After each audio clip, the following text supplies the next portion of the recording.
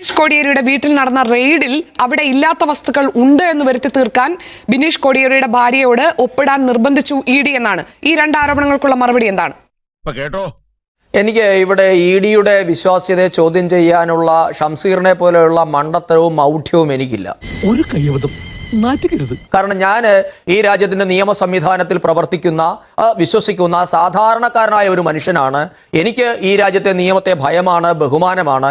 ഞാൻ വഴിവിട്ട് ഒന്നും ചെയ്തിട്ടില്ല. അതുകൊണ്ട് അന്വേഷണ ഏജൻസികൾ ഇപ്പോൾ പറയുന്നത് എനിക്ക് വിശ്വസിക്കാൻ പറ്റുള്ളൂ. അല്ല, നീ എന്താണ് ഒരു മണി അർത്ഥം വെച്ച് സംസാരിക്കുന്നേ? അല്ലാതെ AKG സെന്ററിലെ ക്യാപ്സ്യൂളുകൾ വിശ്വസിക്കാൻ മാത്രമുള്ള മണ്ടത്തരമൊന്നും എനിക്കുമില്ല, ഇത് കേട്ടുകൊണ്ടിരിക്കുന്ന പ്രേക്ഷകർക്കും ഉണ്ടാകില്ല എന്ന് ഞാൻ ധരിക്കുന്നത്. പരിപാടി അവതരിപ്പിച്ചാലും ഇത് തന്നെയാണല്ലോ അതിന്റെ വിധി. കാരണം കമ്മ്യൂണിസ്റ്റ് പാർട്ടിക്ക് ഈ അന്വേഷണ സംവിധാനങ്ങളെ മാത്രമല്ല ഈ രാജ്യം എന്ന സങ്കല്പത്തിന് പോലും വിശ്വാസമില്ലാത്തവരാണ്. സ്വാതന്ത്ര്യം കിട്ടുന്ന സമയത്ത് രാജ്യത്തെ 16 വിഭജിക്കണമെന്ന് പറഞ്ഞവരാണ് കമ്മ്യൂണിസ്റ്റുകാര്. സത്യമാണെങ്കിലും എനിക്ക് അംഗീകരിച്ചു കൊടുക്കാൻ പറ്റുമോ? ഈ രാജ്യത്തെ കോടതികളിൽ അവർക്ക് വിശ്വാസമില്ല.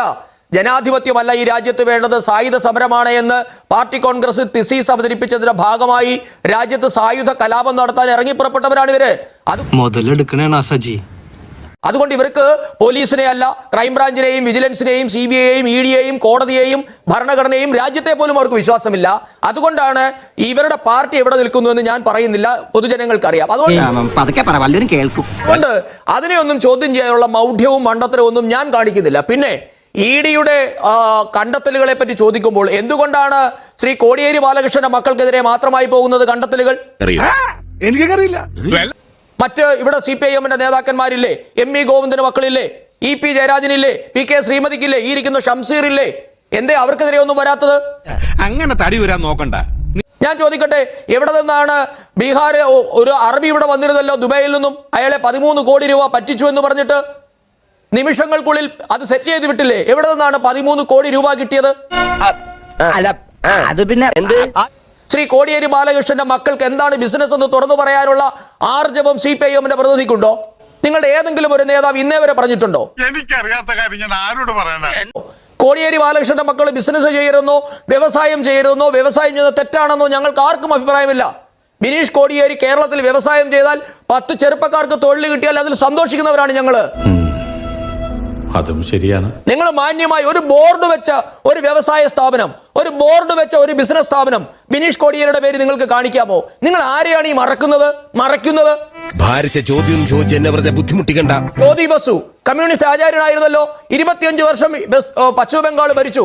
അദ്ദേഹത്തിന്റെ മകൻ ചന്ദൻ ബസു വ്യവസായിയായിരുന്നു. അദ്ദേഹം എന്താ ചെയ്തത്? മുഖ്യമന്ത്രിയുടെ ഔദ്യോഗിക വസതിയിൽ നിന്നും താമസം മാറി. ഒരാളും ആരോപണം ഉന്നയിച്ചിട്ടില്ലല്ലോ.